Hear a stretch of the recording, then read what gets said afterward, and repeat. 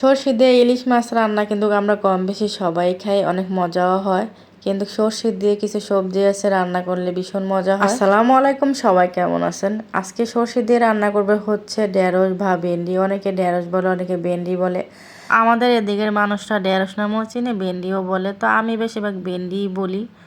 তো দিয়ে দিলাম হচ্ছে 4-5টা কাঁচামরিচ সরষার সাথে। সরষাটা এখন হচ্ছে ব্লেন্ডার করে নিব। তো দিয়ে দিলাম জগের মধ্যে। আমাদের কত সুখ, আমরা যাই কিছু এখন বাটাবাটি করি, সব কিছু ব্লেন্ডার করে নিই, অনেক সহজে হয়ে যায়, সময়ও কম লাগে। আগে তো আমার মা চাচিরা শিলপাটা দিয়ে সব কিছু বাটাবাটি করতো, অনেক কষ্ট হয়তো, সময়ও অনেক বেশি লাগতো। এখন তো আর সময় বেশি লাগে না। তো আমার সরষেটা কিন্তু ভালো মতো বাটা হয়ে গেছে। আমি একটা বাটিতে ডাইলা নিছি, যতটুকু লাগবে ততটুকু দিয়ে রান্না করব, আর বাকিটুকু হচ্ছে ডিপ ফ্রিজে রাইখে দিব। পরে অন্য কিছু রান্না করলে ফ্রিজ থেকে নামিয়ে হচ্ছে রান্না করে নিতে পারবো সহজেই।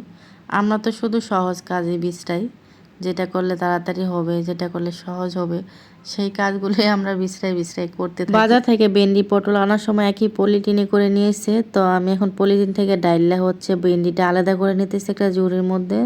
ভালো মতো ধুয়ে নিব, ধুয়ে তারপরে কাইটে নিব। তারপর একটা কড়াইয়ের মধ্যে দিয়ে দিছি হচ্ছে তেল। তেলটা গরম হওয়ার পরে ভেন্ডিটার মধ্যে একটু লবণ হলুদ মাইখা তারপরে ভেন্ডিটা কড়াইয়ের মধ্যে দিয়ে এখন একটু ভাইজে নিতেছি। সর্ষে দিয়ে ভেন্ডি, সর্ষে দিয়ে পটল, সর্ষে দিয়ে অনেক কিছু আমার বড় আপা রান্না করতে পারে। তা আমার বড় আপার কাছ থেকে আমার শিখা। আমার বড় আপা অনেক ভালো ভালো রান্না করতে পারে, অনেক আগে থেকেই, 20-25 বছর আগে থেকেই উনি অনেক ভালো ভালো রান্না জানতেন। আর এখন বর্তমানে যেগুলা নতুন নতুন রান্না দেখায় উনি অনেক আগে এগুলা জানতেন। কারণ আমার দুলাভাই আসলে ইন্ডিয়ান, উনি আপাকে অনেক নতুন নতুন অনেক ভালো ভালো সুন্দর সুন্দর রান্না শিখাইতেন এবং বলতেন যে এটা এইভাবে ওইটা এইভাবে রান্না করো, তাহলে অনেক মজা হয়। যে কড়াইতে ভেন্ডি ভাজা নিয়েছিলাম ওই কড়াইতে আর একটু তেল দিয়ে দিছি 2 চামচের মতো আদা রসুন বাটা, তারপর 1-1.5 চামচ হলুদের গুঁড়া দিয়ে নাইরা, তারপর দিয়ে দিছি হচ্ছে সর্ষে বাটাটা দিয়ে নাইরা, এখন দিয়ে দিছি 1 চামচ লবণ দিয়ে নাইড়ে নিতেছি। আর এখন দিয়ে দিব হচ্ছে একটু পানিটা দিয়ে দিছি যেন সরষেটা ভালো মতো কষানো হয়। আর মরিচের গুঁড়া কিন্তু দেই নাই, আমি যখন সরষেটা ব্লেন্ডার করি তখন কিন্তু 5-6টা কাঁচামরিচ দিয়ে দিছিলাম, তাই মরিচের গুঁড়োটা দিই নাই। আর এখন হচ্ছে 4-5টা কাঁচামরিচ ভাঙে দিয়ে দিছি, দিয়ে আবার একটু নাইড়ে নিতেছি। সর্ষে দিয়ে ভেন্ডি এভাবে রান্না করলে আমার কাছে অনেক বেশি মজা লাগে। আমি এর জন্য বেশিরভাগ এভাবে রান্না করি খাই ভেন্ডি। ভাজিটা অত বেশি খাওয়া হয় না, আমার কাছে ভাজি ভালো লাগে না। সর্ষেটা কিন্তু ভালো মতো কষানো হয়ে গেছে, এখন ভাইজার আগে ভেন্ডিটা দিয়ে দিলাম, দিয়ে একটু নেড়ে টেড়ে তারপরে দিয়ে দিব হচ্ছে একটু পানি।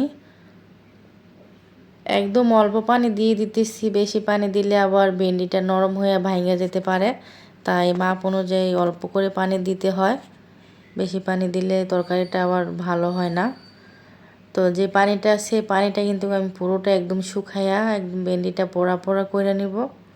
আমার কাছে যে রান্নাটাই মজা হয় বা ভালো লাগে খাইতে, ওইসব রান্নাই আপনাদের সবার সাথে আমার শেয়ার করতেও অনেক ভালো লাগে, তাই আমি শেয়ার করি। কিছুক্ষণ জাল দিয়ে নেওয়ার পর এখন অনেকটাই পানি শুকায় গেছে। তো আবারও কিছুক্ষণ নেড়ে টেড়ে ভালো মতোই তো ভেন্ডিটা আমি রান্না করে নিছি। রান্না কিন্তু প্রায় শেষ, এখন উঠায় নিব, নিচ দিয়ে লাগিয়ে যেতেছে। আর ভেন্ডিটা একটু পোড়া পোড়া হয়েছে, এমন হইলে কিন্তু খাইতে ভালো লাগে। আপনারা যারা যারা এখনো সর্ষে দিয়ে ভেন্ডি এভাবে রান্না করে খান নাই, অবশ্যই একদিন খেয়ে দেখবেন, অনেক মজা লাগে। রান্নার কাজ শেষ করে হচ্ছে গোসল করে নামাজ পড়ে তারপরে হচ্ছে খাইতে বসে পড়ছি। এখন আমার পছন্দের তরকারিটাই প্রথমে নিয়ে নিছি, বিসমিল্লাহ বলে মুখে দিলাম।